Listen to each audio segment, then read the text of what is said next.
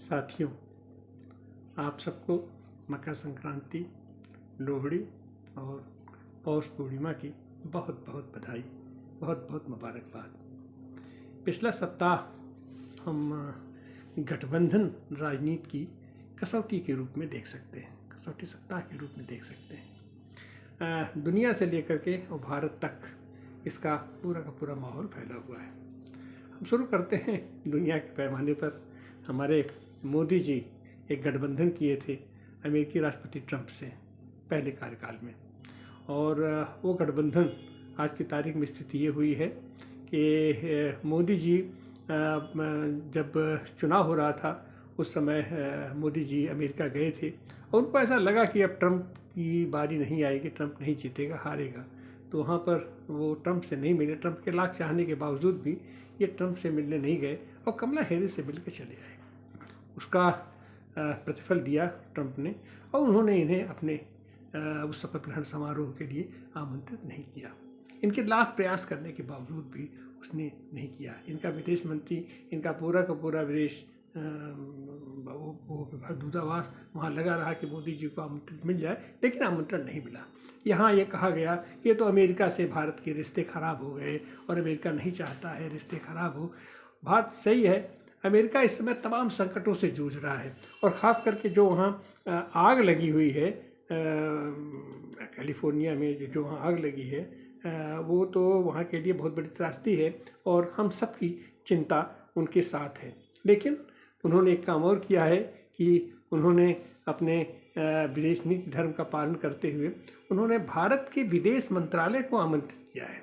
दूतावास से दूतावास अपने आप में संपर्क किया है, उन्होंने विदेश मंत्रालय को उन्होंने आमंत्रित किया है, और यहाँ से विदेश मंत्री जय जयशंकर जी भारत के प्रतिनिधि के रूप में वहाँ उसमें शामिल नहीं होंगे। लेकिन मोदी जी मोदी जी को न बुलाना ये बहुत बड़ा संदेश देता है अंतर्राष्ट्रीय राजनीति में भी और भारत की राजनीति में भी बहुत बड़ा संदेश देता है कि ये आदमी किस तरीके से अविश्वसनीय है। और ख़ास करके जो यहाँ पर ये प्रचारित किया जा रहा था, और कारपोरेट पूंजीवाद का, कारपोरेट परस्ती इस हद तक इनकी बढ़ गई है, उसको उसने एक तरीके से ठोकर मारा है। क्योंकि जो इनका आदमी है अडानी के ऊपर वहाँ पर जिस तरीके से मुकदमे चल रहे हैं और तीनों आपराधिक मामले एक साथ क्लाइंट कर दिए गए हैं, और अब इनको वहाँ पर सज़ा होना सुनिश्चित हो गया है।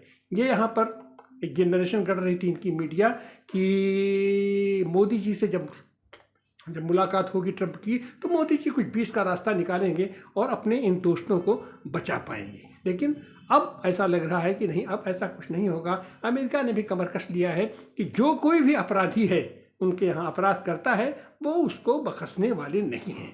तो इस तरीके से अंतर्राष्ट्रीय राजनीति से लेकर के और हमारे यहाँ भी गठबंधन राजनीति बिल्कुल कसौटी पर खड़ा हुआ है, चाहे वो एनडीए का गठबंधन हो, चाहे वो इंडिया का गठबंधन हो। एनडीए के गठबंधन में खास करके उत्तर प्रदेश इस समय हार्ट केक बना हुआ है। उत्तर प्रदेश में अपना दल ने मोर्चा खोल दिया है, और इसके पहले जो है तो ये सुभाषपा ने अपना मोर्चा खोला ही था, अपना वो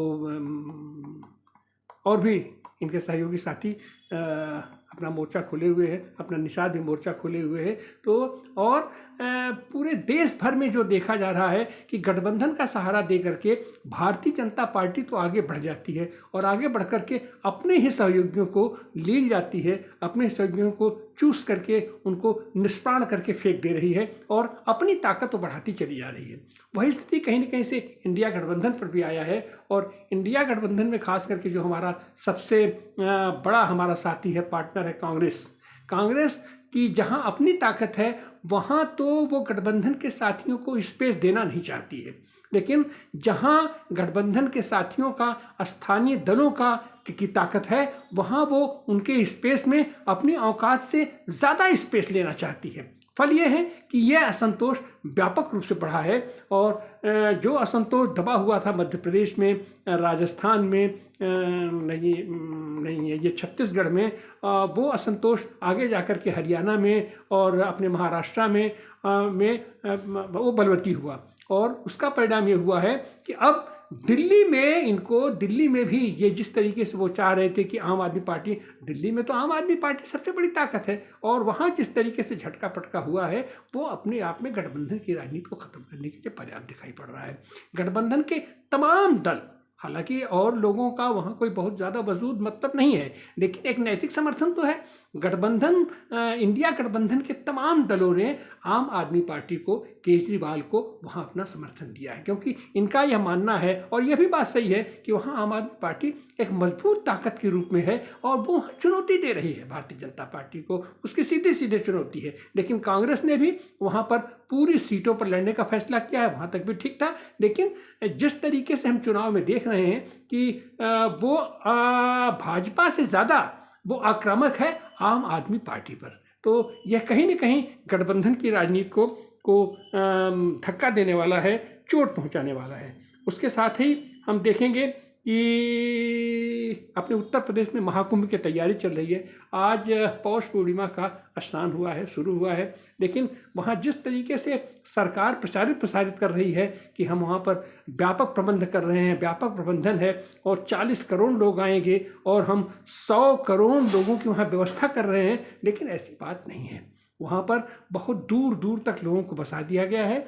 और महाकुंभ मेले का तो असली तो ये रहता है कि वहाँ संगम में स्नान, लेकिन संगम में स्नान करना लोगों के लिए बहुत मुश्किल हो जाएगा। वहाँ पर जो VVIP लोग हैं, जो 1.25 लाख रुपए पर डे के हिसाब से वहाँ पर वो किराया देंगे, उनको तो सारी सुविधा मुहैया हो जाएगी। लेकिन जो आम आदमी है, आम आदमी की झुग्गी झोपड़ियाँ भी वहाँ पर गिराई जा रही हैं, उनको बेघर किया जा रहा है। इस जाड़े में, ठिठुरती रात में उन गरीबों को बेघर किया जा रहा है, और वहाँ पर शानदार आशियाना बनाया जा रहा है। और इतना ही नहीं है, 23 किलोमीटर की एरिया में है, तो निश्चित रूप से जो बाहरी लोग हैं उनको गंगा, अपने संगम की तो बात छोड़ दिए, गंगा में स्नान करने के लिए कम से कम 5-7 किलोमीटर कम से कम चलना पड़ेगा। और पैदल चल पाना उन श्रद्धालुओं के लिए जिनकी स्थिति नहीं है ऐसा कि वहाँ चल पावे, तो इस तरीके से महाकुंभ मेला भी इस बार एकदम व्यावसायिकता का केंद्र बन गया है, और जिसके चलते श्रद्धालु लोगों को कष्ट होना ही होना है। अब इसके साथ एक चीज़ और है कि गठबंधन की राजनीति के ही चलते अभी जिस तरीके से द्वंद्व छिड़ा हुआ है निर्वाचन आयोग में और ये सुप्रीम कोर्ट में, वह भी अपने आप में मैं माने रखता है। निर्वाचन आयोग के पास जिस तरीके से मामले पड़े हुए हैं हरियाणा के और महाराष्ट्र के, इनके लिए ही कि वो एक लंबी रकम जमा करने के बाद ये था कि वो उसको गिनवाएंगे, वोटों गिनवाएंगे। लेकिन सुप्रीम कोर्ट के आदेश के बावजूद भी अब ये लोग उससे आनाकानी कर रहे हैं। ये लोग कह रहे हैं कि नहीं, हम मॉक पोल कराएंगे। अरे मॉक पोल तो पहले हो गया, इलेक्शन के पहले, वोटिंग के पहले मॉक पोल होता ही, लेकिन सुप्रीम कोर्ट के आदेश के बावजूद भी जब वहाँ पर गणना शुरू हुई है तो स्पष्ट रूप से जिला निर्वाचन अधिकारी ने कहा कि नहीं, हम वो पुरानी सारी चीज़ें डिलीट कर देंगे, हम नए सिरे से मॉक पोल करके हम आपको दिखाएंगे कि जितने वोट वहाँ पड़ रहे हैं वो वोट वैसे ही पड़ रहे हैं या क्या पड़ रहे हैं। तो इस तरीके से पूरा का पूरा इलेक्शन प्रोसेस भी इनका पर रही है, इन्होंने पूरा कब्जा कर दिया है और जनतंत्र की डकैती हो रही है, वोटों की डकैती हो रही है। उसके साथ एक चीज़ और हो रहा है कि अभी ये गठबंधन राजनीति का सीधा असर जो अभी आने वाला है, दिल्ली के बाद अभी बिहार का चुनाव होगा, बिहार के चुनाव में भी आने वाला है, क्योंकि गठबंधन राजनीति के तहत एनडीए अपना उड़ीसा में तो उनको ख़त्म कर दिया, ये महाराष्ट्र में शिवसेना और ये शरद कांग्रेस को इन्होंने ख़त्म कर दिया। अब ये ख़त्म करने वाले हैं बिहार में। उससे आकुल हैं, व्याकुल हैं नीतीश जी, उनका जनता दल यू। अगर जनता दल यू उनको छोड़ करके इधर आता है तो निश्चित सी बात है कि उसको जितनी सीटें चाहिए उसमें अब कांग्रेस को स्थान नहीं मिलने वाला है बिहार में। और उसका कारण भी है, पिछली बार इन्होंने जितनी सीटें ली, औकात से ज़्यादा सीट ली, या जहाँ कहीं भी ली, उत्तर प्रदेश में ली, इनका परफॉर्मेंस बहुत ख़राब रहा है, क्योंकि इनके पास संगठन नहीं है, इनके पास नेता नहीं है, इनके पास कार्यकर्ता नहीं है, केवल उछाल बैठ करके कमरे में अपना बैठ करके ये लोग राजनीति करना चाहते हैं, जिसके चलते असंतोष है, व्यापक असंतोष है। तो उस गठबंधन का अब कोई माने नहीं बनता है। एक चीज़ और हो रहा है कि गठबंधन एक हुआ था किसान आंदोलन के भी समय, देश भर के 147 संगठनों का पूरा समुच्चय बना था और एकताबद्ध होकर के लोग आंदोलन कर रहे थे। और उसी आंदोलन का परिणाम था कि केंद्र सरकार को घुटने टेकना पड़ा, इनको बात अपनी माननी पड़ी। लेकिन इस बार उसके बाद राजनीतिक वो किसान संगठन और गैर राजनीतिक किसान संगठन करके वहाँ पर भी अपना गठबंधन थोड़ा टूटा और उसमें डंडेवाल साहब ने बिना सबकी सहमत के, बिना सर्वसहमत के उन्होंने आमरण अनशन शुरू कर दिया। उनके मुद्दों के साथ तो पूरा देश है, लेकिन उनका ये उनका तरीका कहीं ना कहीं से सब लोगों को ठीक नहीं लगा। लेकिन आज डल्लेवाल साहब का 49वां दिन है। 49 दिन बिना खाए पिए एक बुजुर्ग आदमी आमरण अनशन पर है और ये अब तो यह निश्चित हो गया है कि यह सरकार चाहती है कि डल्लेवाल की शहादत हो जाए। डल्लेवाल की शहादत होने का मतलब है कि पूरे देश के किसान या तो दब करके चुप होकर के बैठ जाएंगे या फिर ये जो उबाल आएगा उस उबाल को ये लोग डाइवर्ट करना चाहेंगे पंजाब के किसानों में, मतलब सिख लोगों के बीच में, सिख लोगों की भावनाओं को भड़का करके ये वहाँ पर हिंसा फैलाना चाहते हैं। और हिंसा फैलाने का मकसद इनका ये रहेगा कि पंजाब में इस समय आम आदमी पार्टी की सरकार है, मतलब भारतीय जनता पार्टी के विरोध की सरकार है, तो ये उसके माध्यम से वहाँ हिंसा भड़का करके ये वहाँ राष्ट्रपति शासन लागू करेंगे। और राष्ट्रपति शासन लागू करने के बाद ये पूरे देश के पैमाने पर ये मैसेज देंगे कि आप चाहे हिंसक आंदोलन करें चाहे अहिंसक आंदोलन करें, हम आपकी बात नहीं सुनेंगे, हम आपको कुचल देंगे, हम आपको मसल देंगे। तो इस तरीके से डल्लेवाल साहब के स्वास्थ्य के प्रति पूरा देश चिंतित है, पूरा किसान चिंतित है,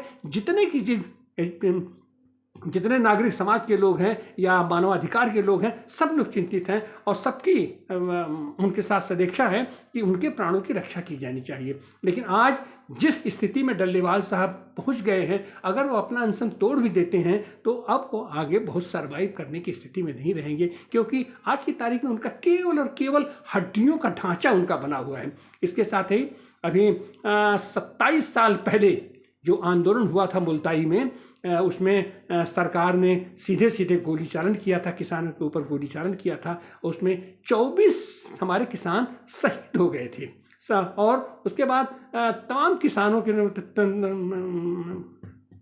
किसान नेताओं के ऊपर चुन चुन करके मुकदमे चलाए गए और आज की तारीख में भी 3 किसान नेताओं को आजीवन कारावास की सजा मिली है, जबकि वो लोग वहाँ उस समय थे भी नहीं। लेकिन सरकार और खास करके कांग्रेस की सरकार, दिग्विजय सिंह की सरकार ने ये